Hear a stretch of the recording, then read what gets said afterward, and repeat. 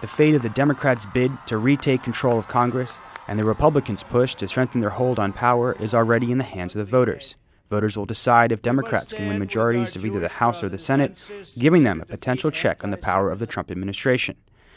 But the battle is not limited to federal races.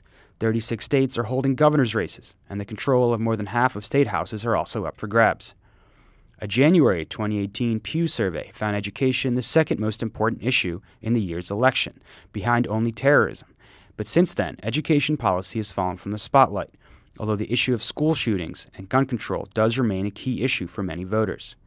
In February, West Virginia teachers walked off the job in a historic strike that quickly spread to half a dozen states across the country, putting a spotlight on underfunded teachers and classrooms nationwide. The strike resulted in some victories for educators and spurred others to run for office or join campaigns demanding schools receive adequate funding. The vast majority of public school funding happens at a state level, and many states cut this funding after tax revenue dried up after the 2018 Great Recession. A decade later, tax revenue is up, but according to the Center for Budget and Policy Priorities, funding for education in 26 states remains lower than pre-recession levels. Meanwhile, educators continue to be paid less than similar professions, according to the Economic Policy Institute. But the issues facing public education goes deeper than funding or teacher pay, and what progressive education policy looks like has received far less attention than it deserves. To learn more, we recently sat down with a panel of experts to ask them about the challenges facing the nation's schools and what models for success look like. Where are we seeing innovative strategies, progressive policies nationally that either the state of Maryland can look to, Baltimore City can look to?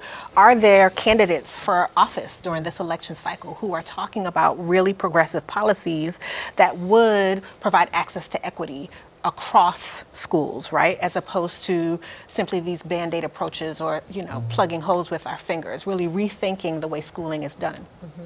Together. So I think we have to, my mantra tonight is we have to totally, everything that we've been doing, we just need to stop. And we need to kind of start over again because it's not preparing the students to face the world that's approaching. I think it's like, equity is not really on the national conversation at all. In fact, I was just reading, it's kind of a summary of Betsy DeVos's work thus far, and how so. It's a short read. But it's a depressing read. But it's depressing in that people have, advocates have had to stem the tide on the lack of policy, right, around protections and equity for all kinds of different groups.